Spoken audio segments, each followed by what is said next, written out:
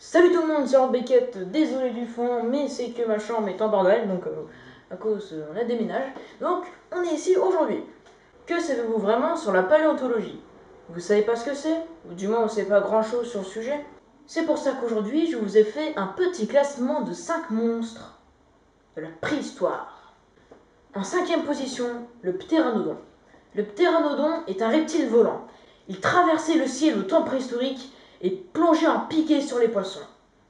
Sa tête coiffée d'une grande crête était plus longue que son corps, et son envergure était celle d'un petit avion moderne. Ptéranodon, de ptéron qui signifie aile en grec et anodon qui signifie édenté en grec aussi, on peut conclure donc que ptéranodon signifie avec des ailes mais sans dents. Oui, car il n'avait pas de dents, et il avait aussi une queue atrophiée. Donc voyons maintenant les caractéristiques du ptéranodon. Espèce. Son nom scientifique est Pteranodon sternbergi. Taille. Il faisait jusqu'à 9 mètres d'envergure. Poids. Il pesait jusqu'à 20 kg. Habitat. On a retrouvé des fossiles au Kansas, qui autrefois se trouvaient en mer intérieure. Proie. C'était un carnivore, et il mangeait des poissons préhistoriques. Particularité. Il avait de grandes ailes, un bec immense. Un peu une sorte de croisement entre un pélican et une chauve-souris. Époque. Il a vécu de moins 115 millions d'années à moins 70 millions d'années, donc il a vécu à l'époque du Crétacé. Les ailes du ptéranodon sont faites d'une membrane légère et souple, ce qui permet à l'animal de flotter facilement et de planer sans abattre des ailes en permanence. Au final, il planait beaucoup. Le ptéranodon est l'un des plus grands ptérosaures, et pourtant il est plutôt léger pour sa taille, à peu près aussi lourd qu'une grosse dinde. Le ptéranodon, se lançant du haut d'immenses falaises, se laissait porter par les courants d'air chaud et froid. Il pouvait aussi bien dériver à haute altitude que plonger en piqué dans la mer pour se nourrir de poissons et de petits insectes. À la surface de l'eau. La longue et fine crête qui ornait son crâne devait servir de contrepoids au bec ou d'attribut de séduction pour l'accouplement, ou encore de gouvernail de direction en vol. Pour finir, il fut avancé que les mâles fussent dotés de plus longues crêtes, mais cela reste à prouver car les sexes d'animaux fossilisés sont difficilement identifiables. En quatrième place, le vélociraptor. Le vélociraptor arrivait beau aux genoux de leur proie, ces petits dinosaures de poche n'étaient que pure vérocité. Très intelligents, ces prédateurs chassaient en meute, et rien ne pouvait les arrêter. Vélociraptor signifie voleur rapide. Il avait des dents acérées et une mâchoire puissante. Passons maintenant aux caractéristiques. Espèce. Son nom scientifique, Velociraptor monogoliensis. Taille, 1,8 m de long et 0,6 m de haut. Poids, il pesait jusqu'à 15 kg, ce qui fait qu'on pourrait le porter. Mais je vous le déconseille. Habitat. On trouve des fossiles en Mongolie et en Chine. Proie. Il mangeait des dinosaures herbivores. Particularité. Il avait des dents aiguisées, des griffes acérées sur les pattes avant et une énorme griffe coupante à chaque patte arrière.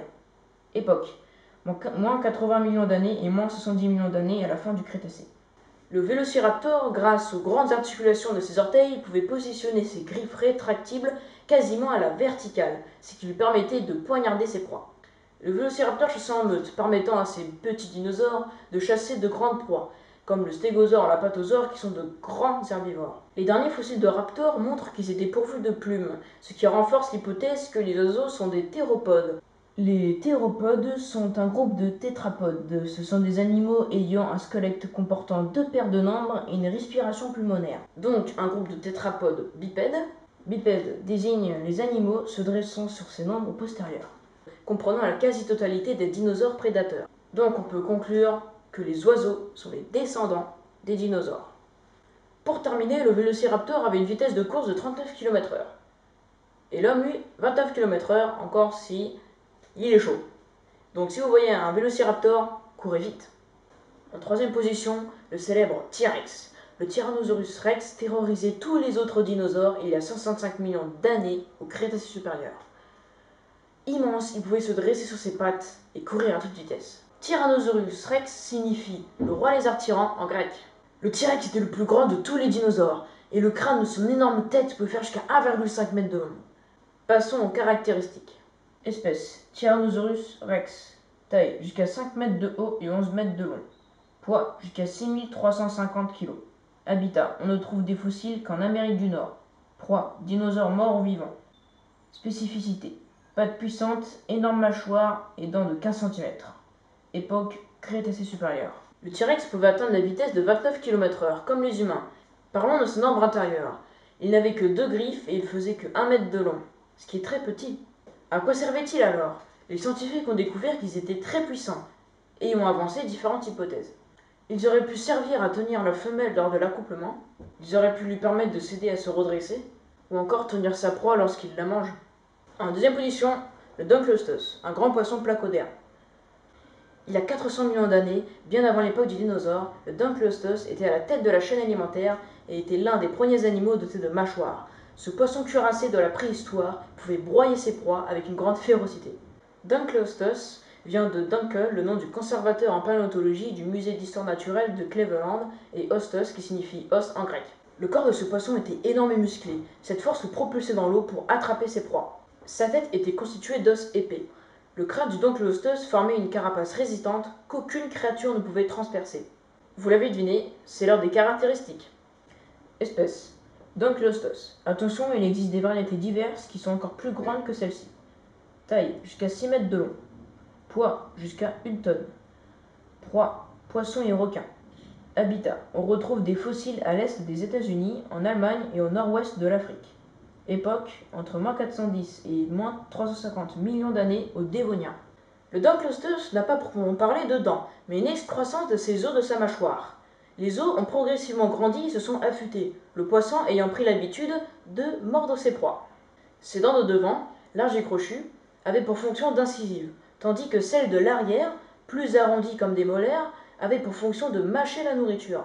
Chaque mâchoire était reliée au crâne par un jeu de charnières, ce qui permettait au Dunkleosteus d'ouvrir démesurément sa bouche, et pas que pour manger des poissons et des requins, mais aussi d'autres Dunkleosteus, car le Dunkleosteus était aussi cannibale. On dit que sa morsure était 2 fois plus puissante que celle du grand requin blanc, ce qui lui permettait de découper en deux ses proies d'un seul coup de mâchoire. Pour finir, savez-vous qu'il a côtoyé le Coelacanth, un genre de poisson dont une espèce a survécu aujourd'hui? Et la première place revient au Pliosaurus funkei, dit le prédateur X. Il fait partie de la famille des pliosaures et en est la plus grande espèce. Le prédateur X était un monstre marin géant, carnivore, d'où son titre de super prédateur, comme le Dunkleosteus et le T-Rex. Maintenant passons aux caractéristiques. Espèce. Pliosaurus funkei. Taille 15 mètres de long. Poids 45 tonnes.